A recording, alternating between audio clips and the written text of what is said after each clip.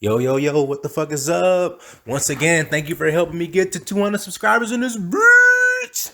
So it's time for this motherfucking Q&A. So I had to break out my laptop, and I got about five different windows open or different tabs open because I didn't think I was gonna get so many fucking questions. And actually, I'm honored that I would get as many questions as I did. And yo, I'm looking forward to answering every single one of y'all questions. I got questions from YouTube videos and from my Twitter and all that shit. So, man, let's get right into the motherfucking question. Appreciate y'all fucking with me, but let's get right to it. So first question is from Alpha Wolf. Hey, shout out to Alpha Wolf, bro. Alpha Wolf, you've been here since fucking day one for real. It's been one of my first fucking subs, man. And I appreciate you for rocking with me. And make a fucking channel, bro. We still waiting on you to make a fucking channel. Get your voice out there. This question is, what were your thoughts on the NWO in 2002? And how would you have booked it better? Damn, that's a good question.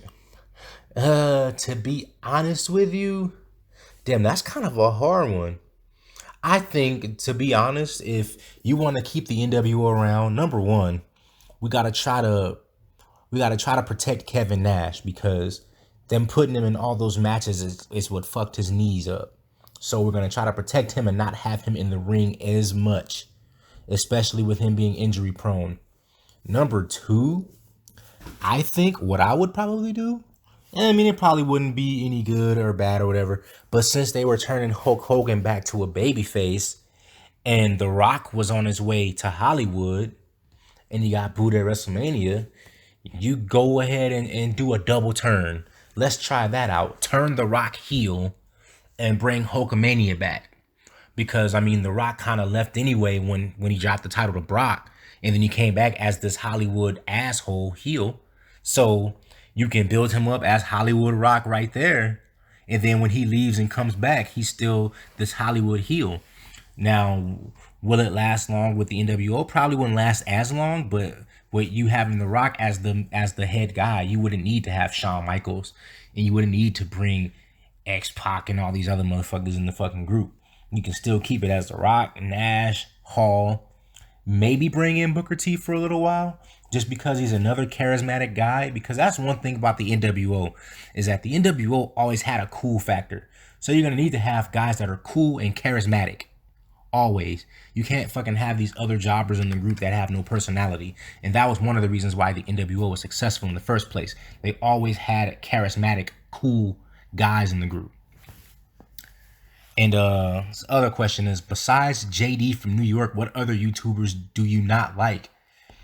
All the fucking smart YouTubers, pretty much. So shit, you know what? Culture, Cultaholic, you know, all these guys that'll find ways to shit on everything WWE's doing, but don't shit on the other companies that they want to succeed. They're very biased. See, with us, we talk shit about everybody, whether they're doing good or bad. So we're very fair, I guess. So let's go to this next question. This shit load from Dr. Camboss. If you can date any WWE woman, who would you date? Any woman from the past, present, or future? I would date Asuka or Alexa or Paige. Now, who I would date, bro, to be honest with you, bro, Taynara Conti just really do something to me. I fucking love Taynara, bro. Man, when she be talking to you, she got that little accent. When she say Latinas do it better. Man, imagine if she was throwing that motherfucking shit back, clapping her cheeks, clapping on your shit, and she was talking about some Latinas do it better. You'll bust all up in her shit. And who else would I date? Oh, you know what? I used to have the biggest crush on Layla, bro. From Lay Cool. Man, I had the biggest fucking crush on her. I got to meet her little sexy ass too. Oh my God. That shit is juicy that shit juicy than a motherfucker in person. I got to meet her with she was with Michelle actually at the little SummerSlam access shit. So like Lay Cool had their little spot where they were like doing photo ops or whatever. They were both the champion, where they had the belts in half and shit. Man, I fucking used to love Lay Cool, man. They were very entertaining. They carried that SmackDown's division. because SmackDown's women's division was shit for a long time because shit, all the top women were on Raw. But Lay Cool made shit more entertaining on SmackDown as far as the women's division. All right. Next question from CM 2.0. What's your favorite moment in the WWE Ruthless Aggression era? Damn. That's a good ass question. My favorite moment. Okay. My favorite moment, I'm not gonna lie, was Eddie Guerrero winning the title. I would say that's probably my favorite moment because he was so over. He had dealt with so much in his career, and it felt fucking good to me because, like, where I grew up at, you know, in LA, there's a lot of Hispanic people out here. So, man, it was a really, you know, awesome moment to witness that and to witness a guy who's not the biggest dude, but, you know, you see he has all the charisma, he had the character, he had everything, you know, and for that to happen the way that it did, man, it was really fucking cool. You know, I really enjoyed that moment. And another one of my favorite moments was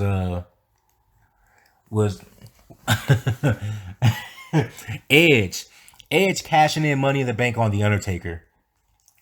Even though Edge used to piss me the fuck off, like after watching it again and seeing like the emotions behind it and like hearing like how Michael Cole reaction was, and even JBL was kind of like, yo, like what the fuck, you know, like he even had a heel commentator kind of turn on him a little bit, you know, and like Edge, I was like, this son of a bitch, you know, when you watch the video again, you see Michael Cole, not this way, damn it. You know, it just really had people emotionally invested in that whole situation. So that was one of my favorite moments too. Edge cashing in Money in the Bank on The Undertaker. Mega Corey. What up, Nick? Shout out to you, bro. He asked, what's your favorite WrestleMania pay-per-view? This is easy, bro. Well, you know what? I'm gonna go ahead and swerve people a little bit. My favorite WrestleMania pay-per-view was WrestleMania 20. That shit had everything in there. You had all the Attitude Era guys coming back in a way, kind of passing the torch, and you started to see the rise of the Ruthless Aggression guys. You got to see John Cena's first WrestleMania moment. You got to see Randy Orton's first moment. You still had Steve Austin, The Rock, Mick Foley, you know, Shawn Michaels, Triple H, Undertaker, Kane. You still had the Attitude Era guys, and you had Ruthless Aggression. So WrestleMania 20, I know everybody says WrestleMania 17. WrestleMania 17 was a great pay-per-view, but WrestleMania 20 was that shit, bro. I actually fucked with WrestleMania 20. We ordered that shit on pay-per-view, and we had the neighbors from across the street come over and watch it with us too. That shit was pretty fucking lit. Not good with names, apparently. Well, I don't think this is a question, but it says, hey, bro, how about a vid on your top 10 least favorite wrestlers of all time? Since you did one on your top 10 favorite. Love the channel, bro, and keep up the good work. Appreciate that. Not good with names, apparently. Yeah, I'm going to do a video on my top 10 least favorite wrestlers. There's going to be a lot of fucking indie guys, too, if we're being honest. All right, question from the Rated R Superstar Edge. All right, what's your favorite pay-per-view of all time? And congrats. I appreciate you, bro. Appreciate you showing love. My favorite pay-per-view of all time. Damn. What pay-per-view can I just watch and I can watch that shit over and over again? Man, that is a good ass question. Oh, you know a pay-per-view I really loved, bro? SummerSlam 2000. SummerSlam 2000. We had the first ever TLC match. You had, in my opinion, one of the top 5 best triple threat matches of all time with The Rock, Kurt Angle, and Triple H. That match was off the fucking chain. The Undertaker and Kane match was pretty fucking dope. Man, yeah, SummerSlam 2000, bro. I actually enjoyed that pay-per-view. All right. Next question from My dog Miguel Antunes. What got you into wrestling? That's a good question. Watching it with my stepdad growing up, honestly, it's what got me into it because he's obviously watching in the 70s and 80s and stuff. So, me, my little 90s baby ass, I would kind of just sit and watch it with him, and he would tell me, all the shit that happened in the 80s. Like he told me about the Hulk Hogan body slamming Andre the Giant, and told me about all these larger than life fucking personalities. And then, watching some tapes and even playing some of the old video games on like the Sega Genesis and shit, like WWF Superstars and WWF Royal Rumble, and man, so that's what got me into wrestling. Fiji Water asks, how long you been watching wrestling? What state are you in? Damn, you wanna know where I'm at, dog? You trying to come find me or something? Nah, fucking around. But I've been watching wrestling for more than 20, a little over 25 years now. So, 26 years? Because I started watching wrestling in like 1994-ish is like when I started watching. So, yeah. And that's when I got into it. So, matter of fact, I might as well just go ahead and hammer this home. The WrestleMania 10 was like the first thing that got me into like, okay, I love this shit now. I like this a lot. So WrestleMania 10, it pretty much would that shit sunk me in, bro. And now I'm here talking this wrestling shit. From Tate. I don't know if that's a face or 2 zeros or the weird, I don't know. But Tate as ruthless aggression or attitude era. They both were great in a sense, but man, attitude era, man, everybody in a fucking mama was watching wrestling during the attitude era, bro. I can kind of see, because during the ruthless aggression era, I was in middle school, and I noticed that there were a lot less people watching wrestling during the ruthless aggression era. There was only a few of us, but during the attitude era, every fucking body was watching wrestling. But the ruthless aggression era, it was still pretty popular, but wasn't as popular as the attitude era. So, I fucked with the ruthless aggression era, but man, I'm an attitude era guy all the fucking way. All right. Is there any more questions? All right. Let me look at this. All right. I'm on Twitter from Sean Matsudal. What do y'all call him? Your favorite troll from France? That's what NC and JC call you, bro? Nah, fuck with you.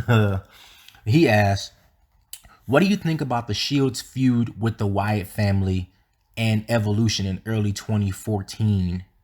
And what do you think about the PG era in general? I thought those feuds were pretty solid feuds because that was something that everybody did want. I remember like kind of casuals and Sparks wanted to see that, wanted to see, those worlds collide. So the Shield and Wyatt family feud was pretty decent because the Wyatts did go over. The Shield was like this untouchable fucking group. That's how they were booked. They were booked really strong. And then for the Wyatt family to go over them, everybody was like, oh shit. So does this mean that Bray Wyatt's gonna be another breakout star? Obviously WrestleMania happened, and from that point on, Bray Wyatt just started fucking losing everything, and it was just like, all right, well, fuck this guy. He just keeps on fucking losing, so fuck him. The Evolution feud. I feel like the Evolution feud was underwhelming. And I'm saying that to say that well, number one, the Shield just pretty much went over them. I feel like they should have kept that shit going a little while longer, and I think Evolution should have at least won one. You know what I'm saying? To kind of to keep the story going and to make them look somewhat strong, because we remember when Evolution was around during the Ruthless Aggression era, shit, they dominated pretty much. Triple H was the fucking champion pretty much the entire time Evolution was together. So I think they should have had Evolution go over at least one of those matches. And that feud kind of is what drove Batista out. So fucking Smarks, man, they ruined Batista, man. Batista was our dog, and they fucked it all up. So that's my thought on the Evolution feud with the Shield. I think it could have gone a little bit longer because the feud was money. You know, the story wrote itself. All right, and what do I think about the PG era? You know what? The PG era, I mean, yeah, it was very fucking Disney and corny and cheesy, but there was still storylines during the PG era. It was still entertaining. They were still getting 4 or 5 million viewers during the PG era. They still had badass storylines. As a matter of fact, one of my favorite storylines from the PG era was Randy Orton's when he had his feud with the McMahons and Triple H. That was a great fucking storyline. You were still able to do edgy type shit during this era. You got to see this motherfucker RKO Stephanie kick fucking 60-some-year-old Vince McMahon in the head. Fucking DDT Stephanie and then kiss her right in front of her cuck husband and then hit him in the head with a sledgehammer. Like, yo, that storyline was fire. Even though I think Randy should have went over because they were building it up. It was dumb for him to fucking lose and then have him win at Backlash. That's one of the things I never liked about Triple H is that Triple H will always have to go over in the fucking big match, and then when they just have they have a match on a throwaway pay-per-view, then he'll put the guy over. He did the same thing with Sheamus the next year. He beat Sheamus at WrestleMania, and then at Extreme Rules, he let Sheamus fucking pretty much beat his ass. But it was pointless now because we already know WrestleMania is where the stars are made. So for you to lose at the next pay-per-view that nobody gives a fuck about, it's kind of pointless. When you could have just put the guy over at the pay-per-view, at the Showcase of Immortals, where you can build the next fucking star, you know. So yeah, I know I went on a side rant about Triple H, but yeah. All right. So there's another question off of Twitter. My dog Miguel Antunes, he came with the shits with these questions. Said, what made you want to start making videos on YouTube? You know what? Great question. Listening to a bunch of other different channels, and I know that sometimes I would listening to J Rants and Technical Work Rate Productions and The Hater, Smart Busters, those MT Omar Reviews, all those guys. And I noticed that when they would talk about certain things, I comment on the videos, I would type in some long ass fucking comments. And I'm like, yo, in these comments, I sound like I'm fucking ranting myself. So I'm like, you know what? Let me start making fucking videos and putting my voice out there, because we all have the same common goal, and that's to make the industry better. That's to save the industry. We're doing the same thing that the Smarks did pretty much, except we're doing it in a different manner. We're not necessarily bitching all the time if they don't do something we want, because we know it's fake and it's part of the fucking show. So fuck it. We still got normal lives outside of this shit, but we want to change for the better. They want to change it to this niche product, and they want it to be what they're used to seeing watching the indies. But WWE is not a wrestling show. It's a TV show. It's entertainment. So we want the elements of entertainment to be in there too. Wrestling is what matters the least in WWE, and that's what people fail to realize. And that's what we're trying to have people realize as well, is that, the actual match doesn't draw money because everyone knows it's fake. So that's why I wanted to make YouTube videos, and I'm bored as a motherfucker too, man. I'm not essential, so this gives me even more time to make even more fucking videos. So the Rated R Prince 2112 asked, or what's his Twitter handle? He my Peter. He my Peter. That's funny. His question is, what would be your favorite movie of all time? Hey man, you know what? Since I grew up in LA, dog, Friday. I'd say Friday is like my favorite movie of all time. Cause you know that movie's so fucking. They have so many iconic lines in that movie. I'm pretty sure anybody who's watched it can probably recite the whole fucking movie word for word, or at least say the fucking catchphrases or the phrases in the movie. You know, the iconic lines. All right, I'm gonna go back to the YouTube now. All right. All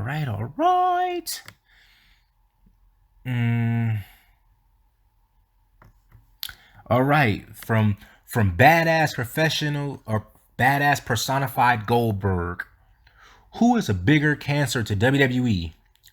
Big Nose or Stephanie McFeminist? I like that.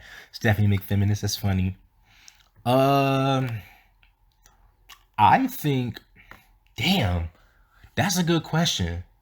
You know what? I think Stephanie, just because she's a McMahon and you know she's daddy's little girl, and I think whoever she would have fucking got married to, whether it had been Test, Triple H, John Cena, whatever, she would have still pushed all this PG SJW bullshit. And you know Triple H being the cuck that he is going along with it, and his ego so fucking big is that he want to try to get these indie guys and push them because he knows that these guys aren't going to be a threat to his legacy. Because he doesn't want anybody else to surpass him. He didn't want The Rock to surpass him. He did. He didn't want John Cena to surpass him. He did. He didn't want Batista to surpass him. He did. You see where I'm going with this? He doesn't want Roman Reigns to surpass him. Roman Reigns is going to fucking surpass him. So he wants to try to keep it to where so many stars won't surpass him because he wants to be the greatest of all time. But he'll never be, because he was never the guy. During the Attitude Era, during the Ruthless Aggression Era, he was never the guy. He was always fucking third fiddle to somebody because there was always stars bigger than him. And that's period. Is Triple H a star and is he a legend as far as his career goes? Yeah, absolutely. He's done things for the business and I can respect that. But the way he's gone about doing it is what I can't respect. You know, Scott Steiner said it best. He's a fucking mark. All right. All right. From Chuck Basher. Chuck Basher asked a few questions. Who would you make the top heel and face of WWE? For my top heel, I think Killer Cross would be the fucking perfect top heel because he has the badass look. He can play a great heel. He has a fucking dope mic skills. He has a fucking hot valet. That would fucking be great. In face of WWE, who would be? You can go Keith Lee. You can go Roman. I think Roman though. But he would have to be the silent badass. He would have to be kind of like an anti-hero type babyface. Not a guy who's just a clear, obvious babyface. He'd have to be like an anti-hero type face. And you just have these two badasses going at it every week. That would be money. Roman Reigns and Killer Cross. His second question, when it comes to picking women, what's more important, looks or personality or money? Damn. You know what? Personally, honestly, I like to go for personality first and then looks. So I'd rather, cause me, I'm not this type of dude that always want to fuck with dimes, whatever, just because chicks like that are fucking annoying. I'm gonna just be honest with you. A lot of them don't have much fucking value to bring to the table because all they go off of is their fucking looks. Now, I'll fuck them. If it's just fucking, that's cool. But, you know, I would rather kick it with a fucking 7. A serviceable 7. She's not ugly, but, you know, she ain't a bad bitch, but she's still cute. You know what I'm saying? I'd rather deal with a 7 with a dope fucking personality that I can get along with and I can vibe with than a dime piece who's just gonna be a pain in my dick, you know? Them type of bitches are the ones that stress you out and kill you. And money, I mean, it's important to have money, but you know, I'm not gonna knock it if as long as she's making her own money. You know, she don't gotta fucking be making $3 million a year, but you know, as long as she's able to get by, you know, that's what I'm cool with that too. Cause I'm a simple dude, you know. I'm a simple guy, man. I don't care about all this material shit and her getting the bag and all that bullshit. Just have your own shit, you know, and be able to do it on your own without needing somebody. You know, that's what I go for. Damn, this nigga think I'm a dating coach or something now, bro. I'm not a dating coach. I'm just a dude who just experienced life and give my perspective. Does size matter in bed and how to make up for only being average size?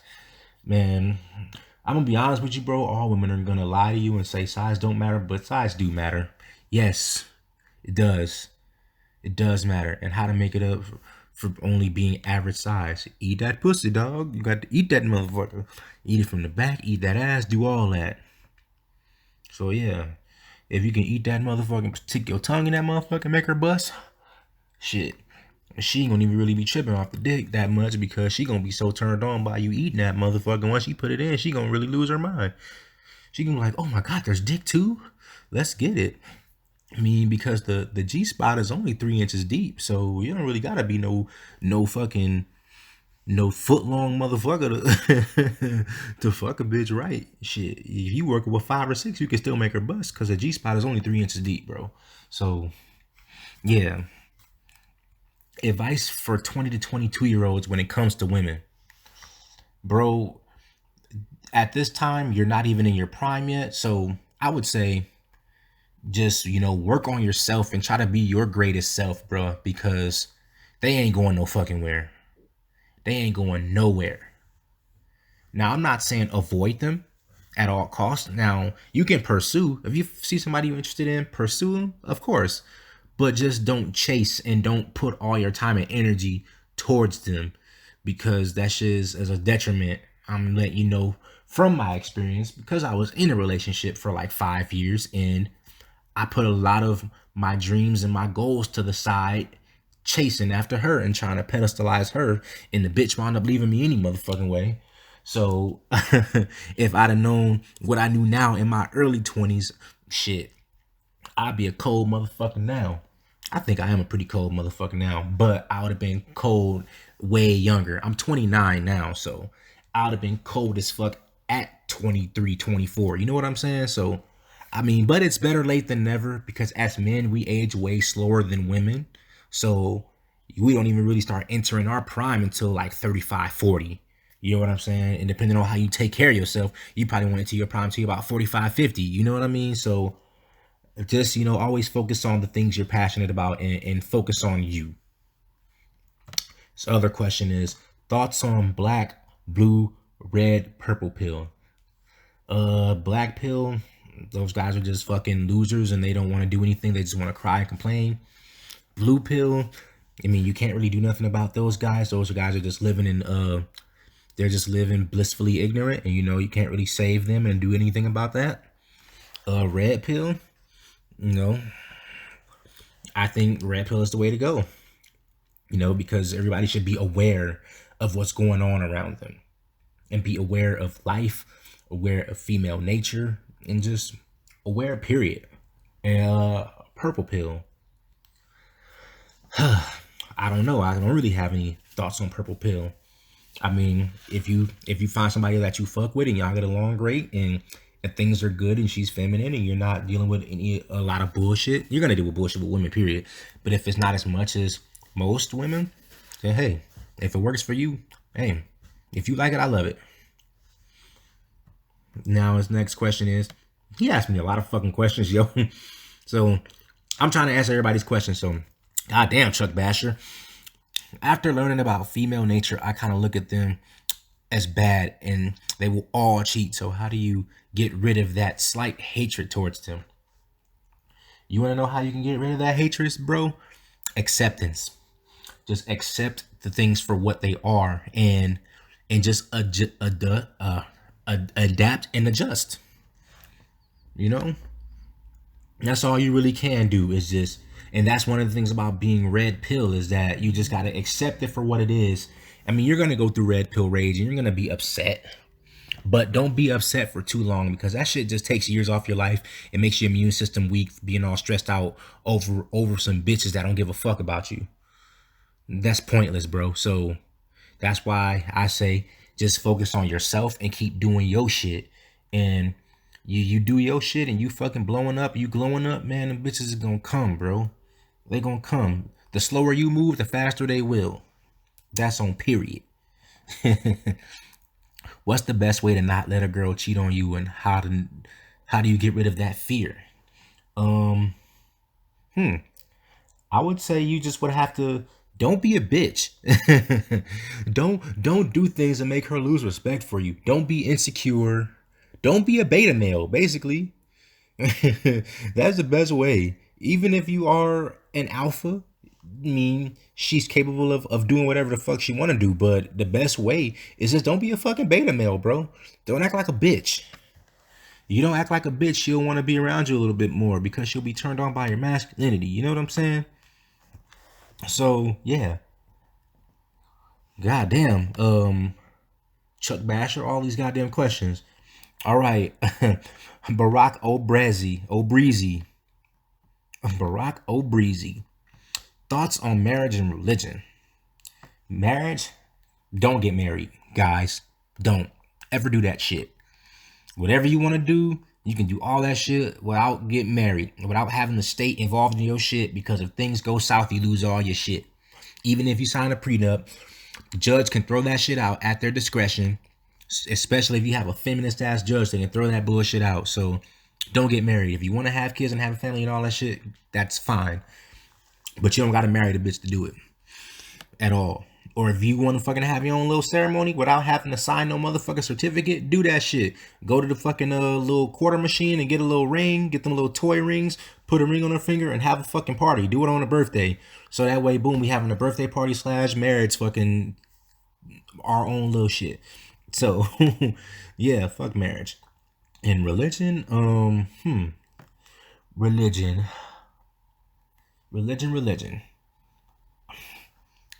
I personally, I'm not into religion like that, but I do believe in a higher power. I do believe that there's a God, but I don't believe that people should have to follow a religion, because I feel like religion is a way to have people living in fear in a sense. Now, of course, I'm more of a spiritual type of person. So, I try to do the right things and I just try to be a good person in general without having to have a religion tell me on how to live my life. That's my thoughts on religion. All right, got another question from Alpha Wolf, OG Alpha Wolf. Who are your top 5 favorite ruthless aggression wrestlers? John Cena, Eddie Guerrero, Edge, Kurt Angle, Randy Orton. Boom. All right. What are your thoughts on the Vince Russo and Jim Cornette feud? I'm not gonna lie, I don't really have too much knowledge on their feud. I just know Jim Cornette don't like Vince Russo because Vince Russo did a better job than him and replaced him a couple times. I think Jim Cornette is just being a bitter bitch now over the whole thing. It's been 20 something fucking years. Get over it, Jim. And Vince Russo is better than you because Vince Russo knows what draws money and you're a mark. His third question. Did you like Hulk Hogan better or Hollywood Hogan better? Now, I wasn't really around during Hulkamania. And like I said, when I started watching wrestling in 94, he was already in WCW. And I wasn't really watching WCW like that. But I do remember when he was Hollywood Hogan. So I would probably say Hollywood Hogan. Just because Hollywood Hogan was fucking cool. And that was the most iconic heel turn ever. You can't name not one other fucking heel turn that was bigger than that. Because that was the biggest fucking... He was the babyface of wrestling. Period. The babyface of wrestling. And then he turned heel and nobody saw it coming. Man, Hollywood Hogan, bro. Even though Hulk Hogan was that dude too. Did you collect wrestling figures or bought the video games? I had wrestling figures, but I didn't collect them. Like I had some, like I had the little fucking rings shit or whatever, the little Titantron shit where you can get the wrestler and put them on the thing and they play their music with the Titantron. I had one of those, and of course we had the video games every year. I had all of them, man. Shit, I had WrestleMania 2000, No Mercy, fucking the SmackDown games, all of them. My favorites were the GameCube ones though. Fucking Day of Reckoning, WrestleMania 19, Day of Reckoning 2. Man, Day of Reckoning was underrated as fuck. So yes, I did collect the wrestling games. I stopped playing them like after SmackDown versus Raw. You know what? I think the last one that I bought was WWE 13, and after that I just stopped playing them. I don't know. The 2K shits got a little bit cheesy to me. I didn't really fuck with them that much. If Triple H never married Stephanie, who do you think Stephanie McMahon would have ended up with? NCJC, what up, y'all? Shout out to y'all, because I heard y'all say it too. I think she probably would have ended up with John Cena. Just because she saw his charisma, she saw that he was a star, and he did get to tap that ass on TV. So I think John Cena and Vince would have fucking approved it. Because he's just like Vince McMahon as far as, you know, hardest worker in the room, busts his ass every single day. He's just up and he's going, he's moving. You know, John Cena's a fucking go-getter, a lot like Vince. So I think John Cena would have been tapping that ass. Another question from the Rated R Superstar Edge. I'm gonna keep on saying that when your shit pop up, bro. What was your favorite subject in school? PE. That's easy. Anytime you get to go outside and play, it's fucking lit. Fun. All right. Question from Liverbird. What up, bro? Liverbird been around for a minute too. What made you decide to be an AntiSpark? What year was that? You know what? I didn't even know that the term AntiSpark was a thing. But I did see when they started doing shit and they started catering to the smarts with the whole Daniel Bryan shit and then Seth Rollins and all that. But I will say that it took me a while to like really realize this shit. Cause I just was watching and I was like, yo, they doing a lot of dumb shit. But I was still watching because I wasn't even thinking about it. Cause I didn't really care that much. And then I spent a lot of my time overseas too. I was stationed in Guam for a little while. So when I was in Guam, shit, I wasn't even really watching wrestling that much because the time difference was fucking crazy. You know what I'm saying? So whenever they did show wrestling, the shit had already came on the day before. So I had already knew what happened. So I wasn't paying attention to it. But when I came back to the States in 2017, and I talked about this in one of my first videos, I went on this chick that I was dating. I took her to an NXT show. I ain't never been to an NXT show before. So I took her to one. It was like a live event. And it was so fucking smarky. And mind you, this is in Portland too. It ain't nothing but fucking liberal fucking neckbeards out there.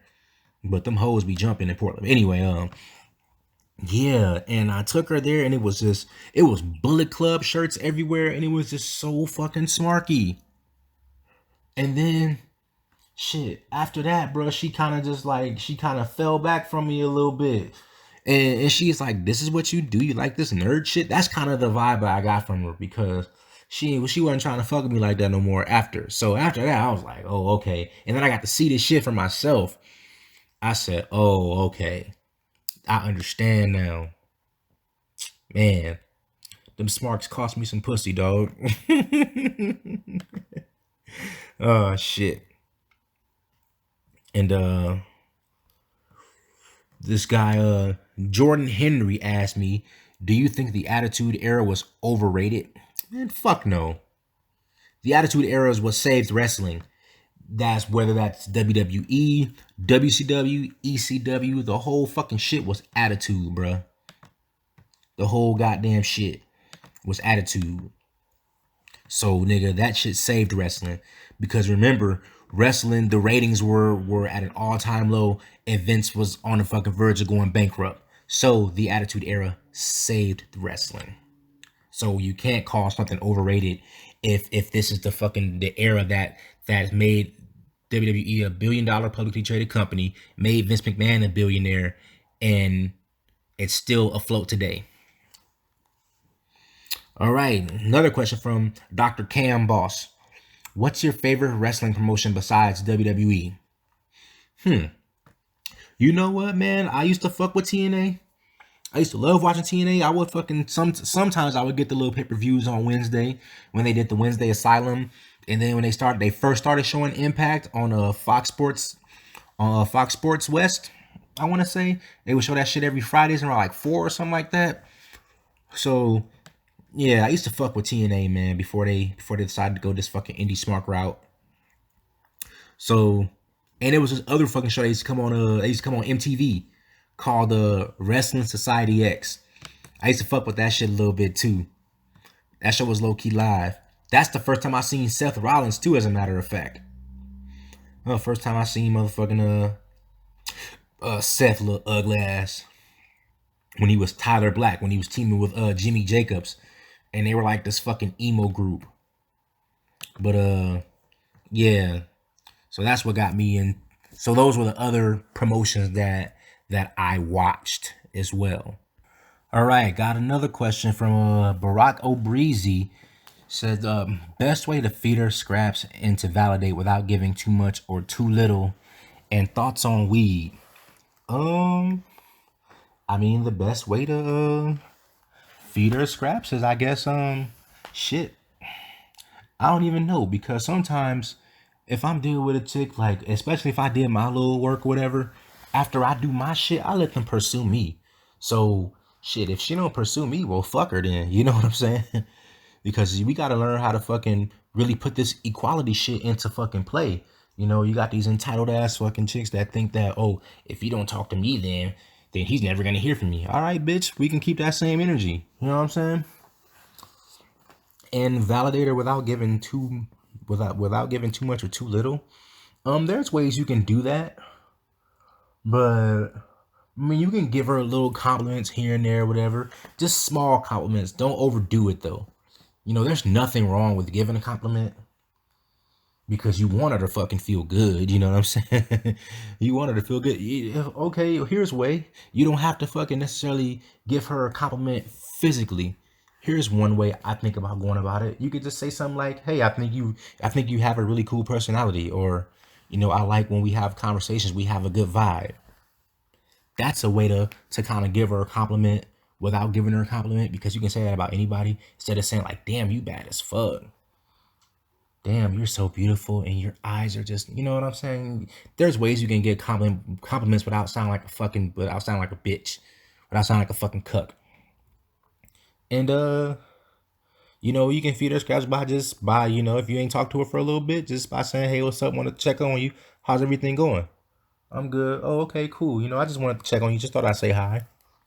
You know what I'm saying? Just so that way you're not completely fucking ignoring her. And my thoughts on weed, I'm not a big smoker. I mean, once every blue moon, but as far as like actually doing it, I'm not really a weed guy like that. But, you know, I do fuck with CBD, and I fuck with edibles. Just because, I don't know, I'm not really good at inhaling and shit, and be fucking with my lungs and shit. So, you know, I'm more of an edible type of nigga. But hey, if you like to do that shit, hey, by all means, do that shit. You know what I'm saying? And a question from at John Dave 155592920, whatever the fuck your name is on Twitter. Jason Blue blah blah. Do you think all women will cheat, and is there any point to get in a relationship? I think all women are capable of cheating. Do all of them cheat? I don't think they all do. Most of them, yes, absolutely. Especially overseas. When I was in Guam and shit, I was fucked a whole lot of married bitches. So yeah, even the ones that are more committed will cheat. The ones in a relationship and married, they cheat like a motherfucker. But I don't think they all do though. But most of them will. If you're a beta male, absolutely. If you're in a relationship and you're the beta male provider, Mr. Resources, oh, best believe she's getting fucking pounded by somebody else, bro. And is there any point in getting a relationship? Personally, I don't see a point in getting a relationship. I mean, you can have a rotation, or because me, I'm not a monogamous type of dude anyway, so that's why I don't think a relationship would work for me. Because I'm gonna cheat on these bitches either way. I'm gonna fuck other bitches. You know what I'm saying? I feel like men are polygamous by nature. So if you find somebody who's good for you and y'all compliment each other and she fuck with you the long way and you fuck with her the long way, by all means, bro, do that shit. But just make sure that that's the right motherfucker. You know what I'm saying? Just don't jump in a relationship with anybody. Don't get in a relationship just because the pussy good and all that shit. There's plenty of bitches out here with good pussy. You know what I mean? So, and thoughts on semen retention and no fap. I mean, I feel like some of that shit motherfuckers be saying is a myth. Now, I think now if you're like a fucking fighter or you're like this type of athlete or whatever, yeah, of course you want to retain that energy. But if you're just a regular motherfucking guy, if you got a motherfucking urge, bro, go on and do that shit. Get that shit out your fucking system. Because sometimes if you just need to buzz a nut, you can't focus on shit until you get that nut off. So, you know, if you want to, if you reduce it, yeah, you should reduce it to maybe doing it like once a week if you have to. But yeah, if you that dude and you fucking hoes, fuck that shit.